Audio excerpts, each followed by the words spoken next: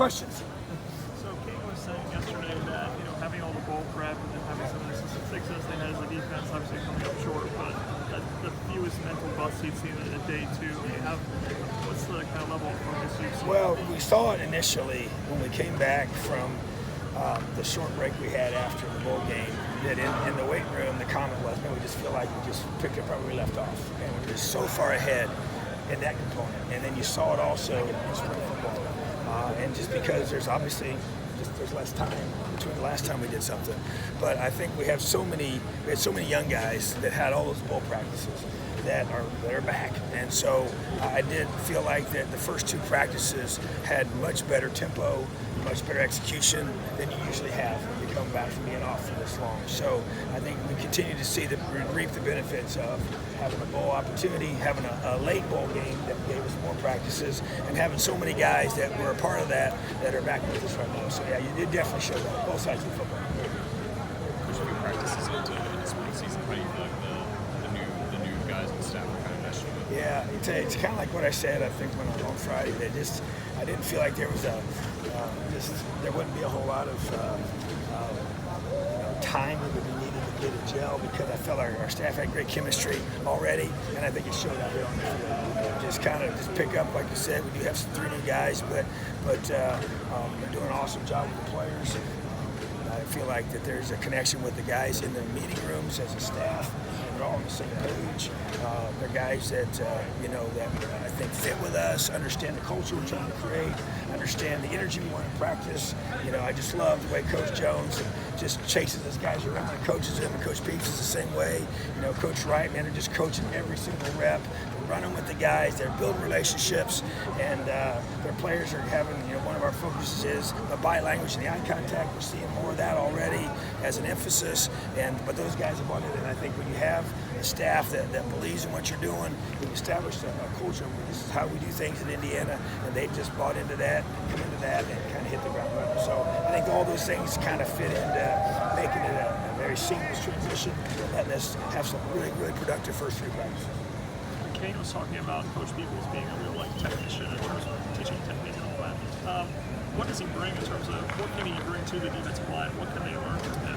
Well, I think first of all, it's still a young group. There's a lot of guys that did get to play last year. We redshirted several of them, but to me, that's such a position of technique and toughness. And so the game is played with those 2 words as an emphasis for us, but it probably is most magnified on the defensive line, because it's about your hand placement and understanding your footwork and all those little details. He's just such a great technician. When you're a great teacher, you understand that not everybody learns one way.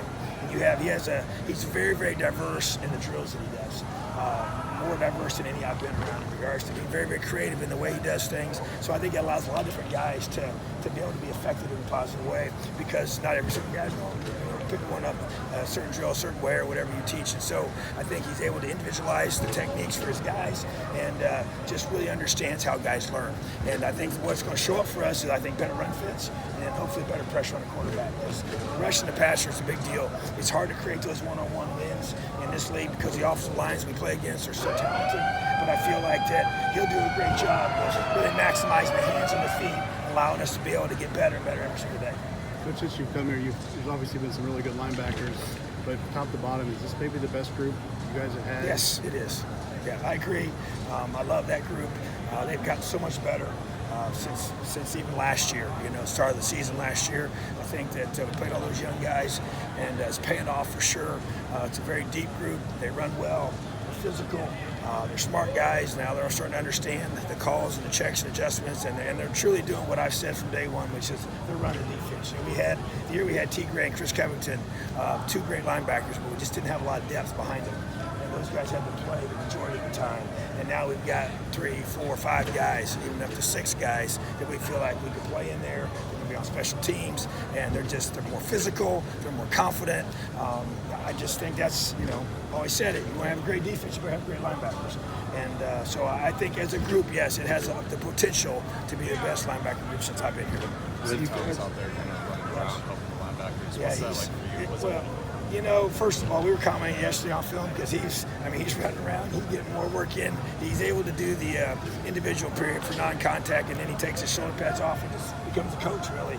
And so he's out there coaching the guys, and he cares so much, you know, and he is truly that coach on the field. He understands our defense inside and out, which he should. Been around it a lot, you know, quite a few years, but he cares, and he puts so much into it, and he's trying to help all these guys get better. And obviously he's learning as well, and we've actually put him at Stinger, so we had a chance to dual teach him to learn both positions, which he pretty much already knows, but at the same time, get some more reps at that. But it's just having a mentor in that room, helping these young guys bring along, speeds up their learning curve. Any early impressions on how Dexter is adapting? Yeah, I tell you what, I thought he really did a good job today. You know, it's just a lot thrown at a quarterback for sure, but his natural arm talent has shown. And when he gets his feet set, he does everything in rhythm, and he can really throw that football. And just love his attitude, love his work ethic, love the way he, you know, approaches me. I sit in the quarterback meetings like I did last year. I'm doing that again this year, and he's just so locked in. He listens, and Michael's done a great job helping teach him and bring him along. Jack, the same thing. So I think all three quarterbacks have really gotten off to a great start. Nick does a tremendous job teaching those guys, but yeah, Dexter's a very, very talented young man. You know, he's obviously still supposed to be in high school right now, so very, very young guy, but at the same time, a lot of upside for Dexter Williams for sure. Thursday, you guys get to put the pads on, full pads for the first time. Full pads on Thursday. For you, what kind of things are you going to be looking for? What do you hope to see or want to see from Well, you know, that's how the game's played, you know, and today was the first day with shoulder pads on, so we got a lot more realistic look about who's kind of where at the stage of their development, from a physical perspective, and then on Thursday you go full. So we'll have some live drills. We'll have our breakthrough drill, which is just a way for us, just kind of a toughness and technique type drill, offense versus defense, and I'm really excited. I love that. That just shows to me your best players, you know, show up in that drill. And who the toughest guys, the most physical guys, the guys that when that ball is snapped and it's live, who makes plays? Both from an O-line, D-line, linebackers, running backs, receivers, tight ends, DBs, everybody.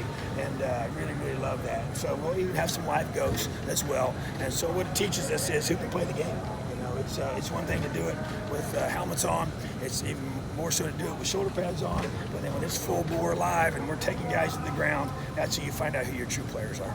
You have spring break coming up. What are your goals for this team heading into break? What do you want to have accomplished so that guys can process over that week? Well, what you try to do is, you know, you don't want to install too much, but you try and get enough installed that you can get it all taught, because you're going to have some spacing there. So you'll have a full week, and then we don't even practice that next Tuesday. We won't practice till the following Thursday. So there'll be a lot of time that's going to elapse. So basically, you want to get as much installed as you can, get as physical as we possibly can, because I want to get all that on film, so we can teach off of that when we come back the following Monday after break. So, but we have to have a good progression, and we have already done that. We said, okay, this is what we want to have accomplished installation-wise. To me, it's the physical part. You know, I like to be able to. You know, we've gone 3 practices in 4 days, and we followed this model the last 3 years, and so it's been really good for us. And then we'll go full pads, like we said, on Thursday, and get a really, really physical practice. A lot of good reps in there, and then we got a lot of film to grade ourselves. Our players will go off for break, we'll come back, get everything refreshed, have some space learning, review a bunch of things when we first get back, and then start installing again. With spring break coming up, as you mentioned, I mean, I know Ohio State recently moved all their classes online with the coronavirus situation. Is that a conversation you're having at all with players or with administration? Well, we're having those discussions with administration, so I have no idea. I'm not a doctor. They'll tell me what we're supposed to do, but obviously some uncharted territory potentially for that. So I really do not have an answer for that, but yes, the discussions have begun. With the reshuffling on defense a little bit with guys playing different positions, how much of that is you have the right pieces and now it's just trying to plug them in the right place? Yeah, I think it's about maximizing depth of our roster. Things happen during the season. I think spring, especially when you got some guys that have been here going into their 3rd season, some guys are 4th season here. You know, they should have their base position down. And you know, a guy like Jamar Johnson, we know he can play Husky. You know, and he's shown that he can make plays. And you want to get that guy on the field, so you got to cross-train him. And so he's been a free safety. You know, same thing with Fitzy. You know, he's been able to move from free safety to Husky, and so to give us more depth. You know, and then that give us, when spring's over, we feel like we have 3 or 4 guys that can play that position at a high level. And the same with the rover spot by moving Raheem Laner. We know he can play corner. He's been here several years, and now we get a chance to get quality reps at that position. So don't really know how it's all going to flush itself out in the end, but we're going to get our best 11 on the field, but we're going to play a bunch of guys. And that's been our philosophy since I've been here, and that's not going to change. It helps us to finish games and finish the season. For you personally, entering your 4th spring, I guess absolutely. Just in so many different ways. I just feel like even just the whole, managing the whole practice, and feeling where I want to be and things I want to emphasize, and just be able to flow that you get, and just kind of anticipate things that you're going to, have issues with, and just not calling the defense, and just being able to control everything, and kind of tweak what you want to tweak. And I just think it makes you a more effective head football coach. Time teaches all of us the things that we like that we did in the past, and if we don't like it, we make those adjustments, make those changes. So some things we kept the same, some things we could have added and made adjustments to and done a little differently. So, but yeah, there's no question. I feel way more comfortable, but you just got to have that edge about you every single day you take the field.